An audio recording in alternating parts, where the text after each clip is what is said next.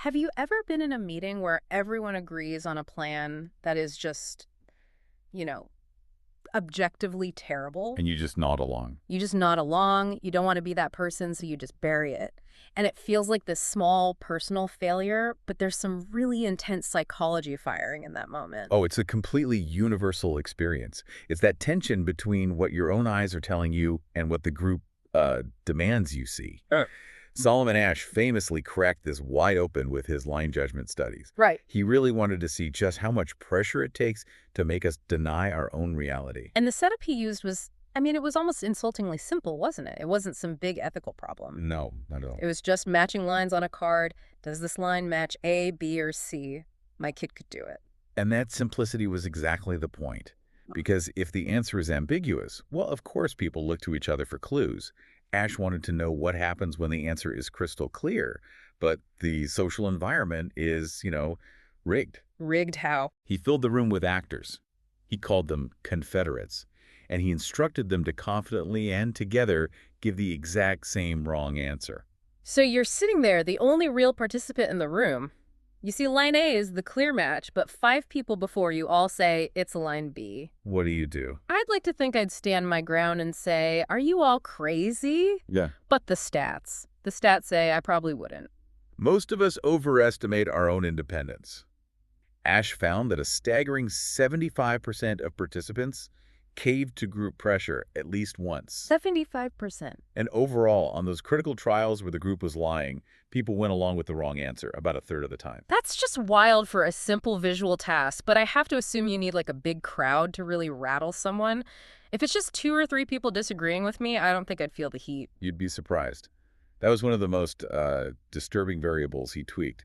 He found that conformity absolutely peaked with a group size of just 3 or 4 opponents. Wait, really? Just 3 people? After 3, adding a 4th or a 5th or even a 15th person didn't really increase the pressure. The psychological weight of the group is fully established with just a handful of people. So that's the normative social influence thing kicking in. Exactly. It's that deep survival drive to just be liked and avoid rejection. So in that scenario, we're just saving face. We don't actually believe the line is different. For the most part, yes. That's what we call compliance. You're publicly agreeing, but privately you're sitting there thinking, you're all wrong. Okay, that feels a bit gross, but maybe harmless. But what happens when the task actually is hard? Like if Ash made the line super similar, I bet that changes things. It changes everything.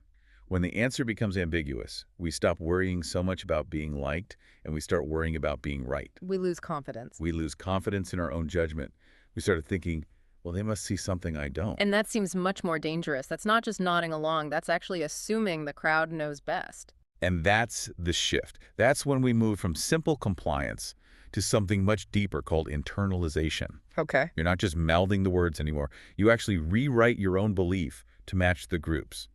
This is informational social influence taking over.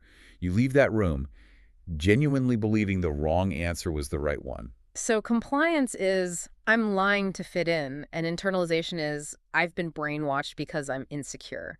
Is there a middle ground? There is. It's called identification. Think of it like putting on a team jersey or adopting a political label. You conform because you value your identity as part of that group. But if you leave the group, The belief often fades. It's tied to the membership. it just seems like we're all doomed to be sheep then. Please tell me he found a way to break the spell. He did. And it is the single most important finding of the entire study.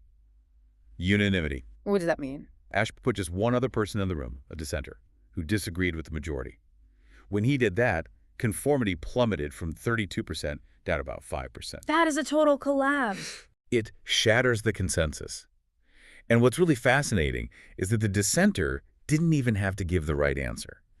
Just having one other voice break the pattern gives the real participant the social permission they need to trust their own eyes again. So in that meeting we talked about, you don't need to win a majority to stop a bad idea. No. You just need to be the one person who speaks up. You might unlock the rest of the room. It proves that social pressure is incredibly powerful, but it's also incredibly fragile. It relies on an illusion of total agreement. That is so much to think about. So here's a final thought for you to take away. Think about a strong belief you hold right now. Do you hold it because you have truly internalized the facts? Or could it actually be identification, holding a view just because you want to remain part of a specific group? Thanks for deep diving with us.